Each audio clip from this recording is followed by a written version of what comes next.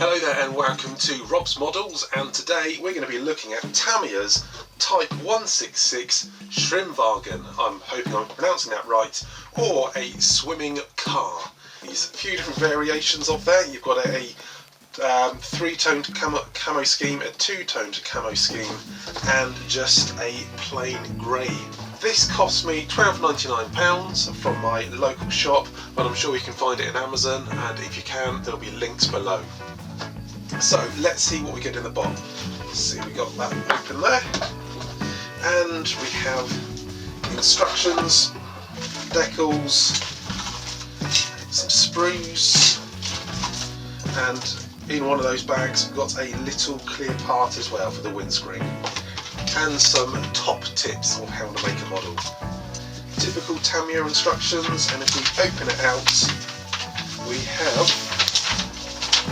a big long sheet of instructions there, and that's double-sided with different cam schemes. So looking at it, we're going to be building the hull. Got the gearbox,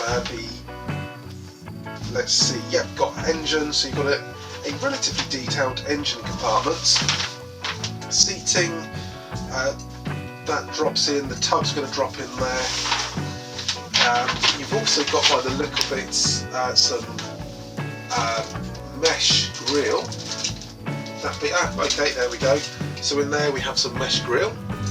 As that all comes together, start putting the parts together, the top part goes on, then we've got the windscreen fitting in. Coming onto the back, the exhaust, because of course this can go in the water, so the exhaust is actually up out of the water line. You've got a spare wheel, you've even got a canopy for it, the boot or bonnet, but the rear hood can be in the open or closed position to show off the engine.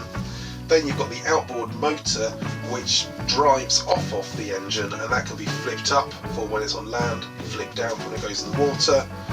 And you have one quite relaxed looking driver that can go in there. And coming over, we've got the camo schemes.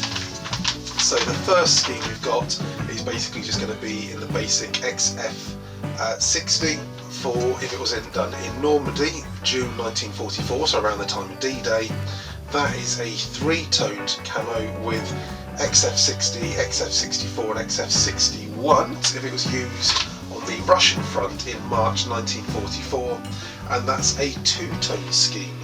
I believe what actually happened is when these were first getting made, they were painted all over in the grey, then they transferred to being painted in a dark yellow colour, which was then used for the African front, and then as time went on, they were still shipped out in that dark yellow colour, but the additional camo scheme of the browns and the greens were then added in the field when they were actually received in their units. So that means we can go a bit freehand on that one, don't have to follow a set pattern.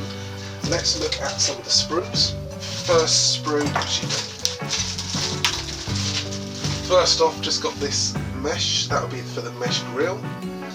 Is actually going to be the main tub, so you're getting an idea of how big this is going to be. This is going to be the base of it, and that actually comes in at pretty much bang on 10 centimetres. So by the time you've got the other bits on there, the outboard prop, you're probably only going to be looking at about 13 centimetres long. So we've got the top part, that's all looking quite crisp and clean. You've got the engine bay, got a few bits in there. The tyres actually look quite nice, got some actual tread on the tyres, and also with the hubcaps and even the brake discs in there as well. So that is all looking fine, not massive loads of detail, but actually keeping it quite simple.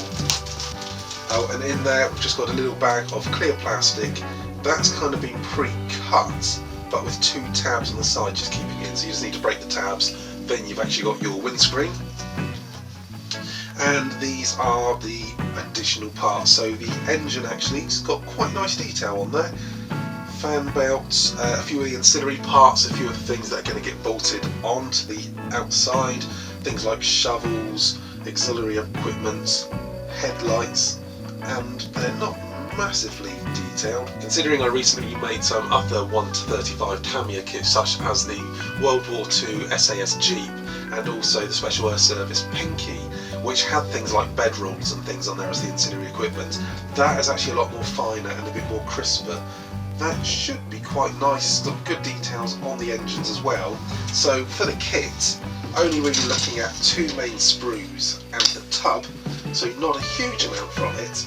It should be quite a quick build, but it should be a fun build. It's something where I got this because I saw it in my local model shop and I picked it up because it is quite unusual. I've not seen it before and it should actually be quite a nice interesting display.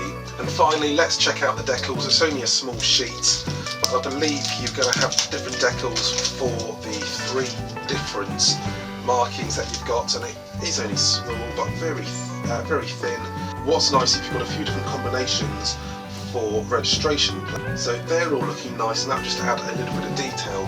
So only a small kit, but an interesting subject. Got some interesting additional parts to go with it. It should be for quite an interesting and very unique model when finished. So I'm looking forward to getting on and building this one.